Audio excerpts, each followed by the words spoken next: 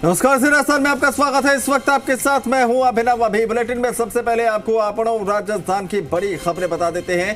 पहली बड़ी खबर, कन्हैयालाल मर्डर केस के 4 आरोपियों को आज एनआईए ने कोर्ट में पेश किया। कोर्ट में चारों आरोपियों को 10 दिन की रिमांड पर भेजने के आदेश दिए हैं। दूसरी बड़ी खबर है, आपको बता दें, आरोपियों की पेशी के दौरान वकीलों ने जमकर नारेबाजी की और आरोपियों पर हमला भी कर दिया। वकीलों ने आरोपियों को पीटने की कोशिश की और पानी की बोतलें फेंकी। तीसरी बड़ी खबर, आतंकियों ने पूछताछ में बताया कि उन्हें पाकिस्तान में बैठे आका ने हत्या का ऑर्डर दिया था। चौथी बड़ी खबर, आरोपियों से पूछताछ में खुलासा हुआ है कि हत्या में 4 नहीं 5 लोग शामिल थे। रियाज और गौस को बचाने के लिए आतंकियों ने बैकअप प्लान बनाया हुआ था। पांचवी बड़ी खबर, उदयपुर में आज कर्फ्यू के 5वें दिन 4 घंटे की छूट दी गई। इस दौरान लोगों ने बाजार में जरूरी चीजों की खरीदारी की। तो ये वो 5 बड़ी खबरें जो इस वक्त हम आपको बता रहे हैं।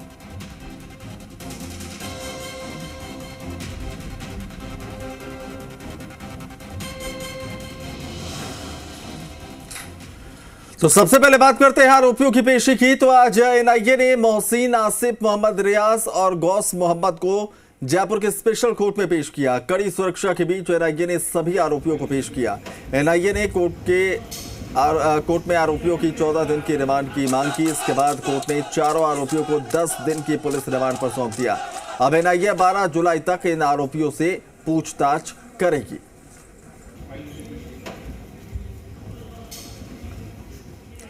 तो जयपुर के स्पेशल कोर्ट में आरोपियों की पेशी के दौरान आज जमकर हंगामा हुआ। वकीलों ने कोर्ट में पेशी के दौरान जमकर नारेबाजी की और आरोपियों की पिटाई करने की कोशिश की।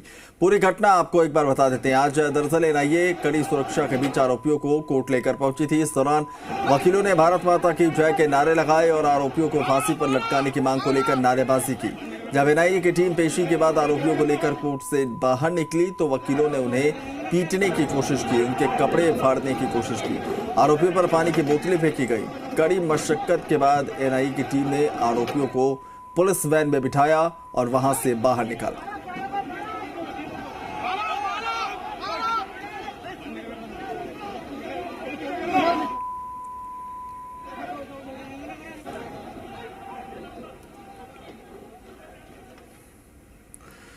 उधर एनआईए की पूछताछ में आतंकियों ने कई राज उगले हैं। सूत्रों की माने तो आरोपियों ने बताया कि कन्हैयालाल की हत्या में 5 लोग शामिल थे। आतंकियों ने गौस मोहम्मद और मोहम्मद रियाज को बाहर निकालने के लिए बैकअप प्लान बनाया हुआ था।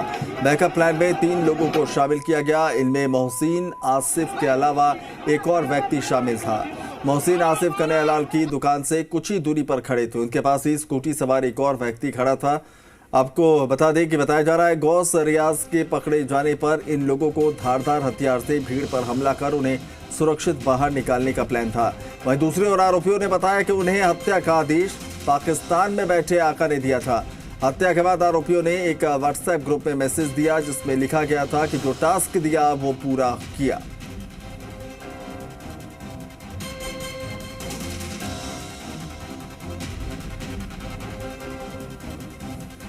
चले तो इसी पर ज्यादा जानकारी के साथ हमारे 2 सहयोगी ग्राउंड जीरो पर मौजूद हैं, उनका भी रुख कर लेते हैं। हमारे साथ शरद है उदयपुर से और भरत हमारे साथ जयपुर से है। सबसे पहले मैं उदयपुर चलना चाहूंगा। शरद, आपके पास आना चाहूंगा। आज पूरे दिन का जो घटनाक्रम हुआ उसके बाद क्या कुछ अभी फिलहाल उदयपुर की स्थिति है और कोई अपडेट इस पूरे मामले को लेकर अब तक आया है सामने?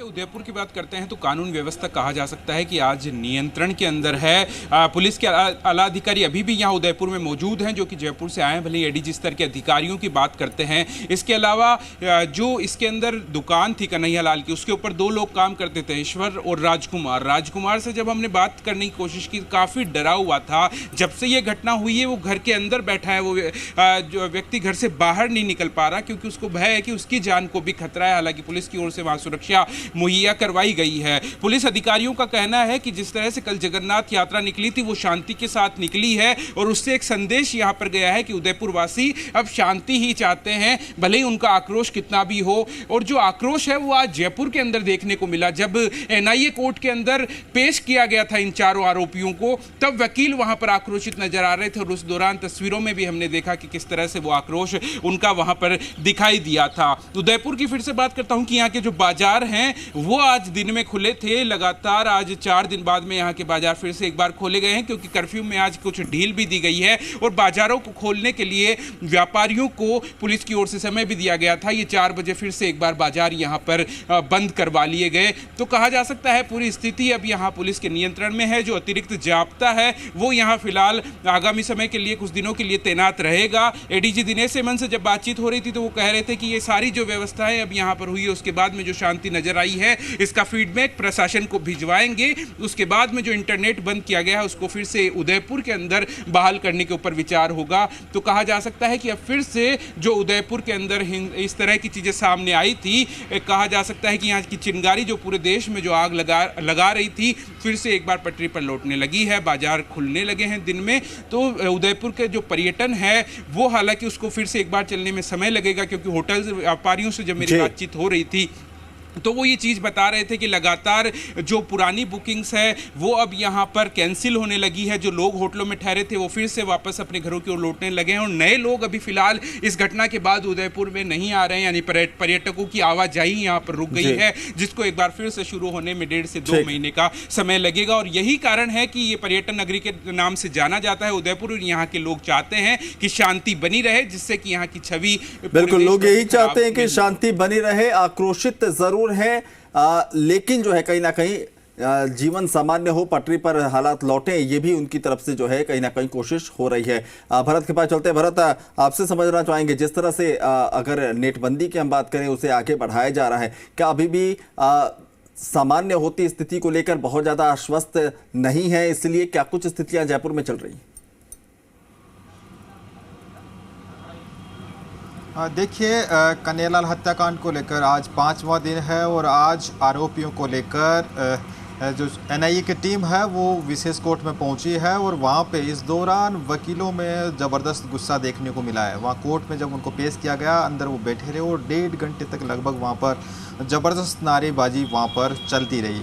यहाँ पर भारत माता की जयकारे के नारे लगाए गए, पाकिस्तान मुर्दाबाद के नारे लगाए गए और वहाँ पर जब उनको कोर्ट से जब रिमांड मिली उसके बाद पुलिस की ओर से ले जाया जा रहा था तो वहाँ पर पुलिस और वकीलों के बीच ज़बरदस्त गुत्थम गुत्थी वहाँ पर हुई। वो चाहते थे उनको गुत्थम गुत्थी के बीच में उनको गाड़ियों में बैठाया गया और लोगों में और वकीलों में ज़बरदस्त आक्रोश है इस घटना को लेकर। और ये आक्रोश जब कोर्ट में पेश किया गया वहाँ पर भी देखने को मिला।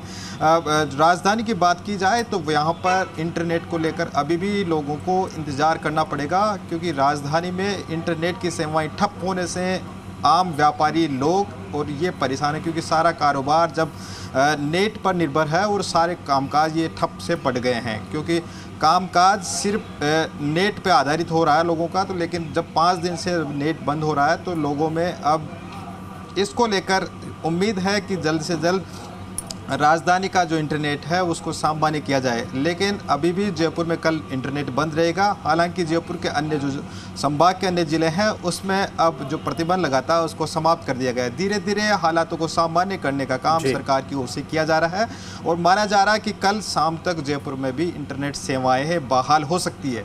इसी में सारी कवायद की जा रही है। अभी जो यहाँ के हालात हैं वो शांतिपूर्ण है और सरकार की ओर से इस पर पूरी नज़र रखी जा रही है। गृह विभाग के अधिकारी, मुख्य सचिव, पुलिस के आला अधिकारी, डीजीपी, तमाम जो उच्च अधिकारी हैं वो इन प्रदेश भर के हालातों पर यहाँ से नज़र बनाए हुए हैं। लगातार जिलेवार वो फीडबैक ले रहे हैं और उसके बाद में हालातों को सामान्य करने की प्रक्रिया है वो सरकार के स्तर पर जारी है। दिन भर सचिवालय से गृह विभाग के चीफ सेक्रेटरी तक की ओर से इस पर मॉनिटरिंग की गई है। वहाँ से जिले से जहाँ पर संवेदनशील जो इलाके हैं उनको लेकर भी रिपोर्ट मांगी गई है और लगातार अधिकारियों से संपर्क किया जा रहा है कि कोई ऐसे हालात आगे नहीं बने, क्योंकि बिल्कुल हालात आगे ऐसे ना बने, एहतियातन तमाम कदम उठाए जा रहे हैं और कोशिश यही है कि जल्द से जल्द जो है सामान्य स्थिति यहाँ पर बहाल हो सके। और यही वजह है कि एहतियातन नेटबंदी के समय सीमा को भी थोड़ा आगे बढ़ाया गया। लेकिन उम्मीद यही कि जल्द से जल्द जो है जीवन पटरी पर लौटे और इसी की कामना हर कोई कर रहा है। बहुत बहुत शुक्रिया शरद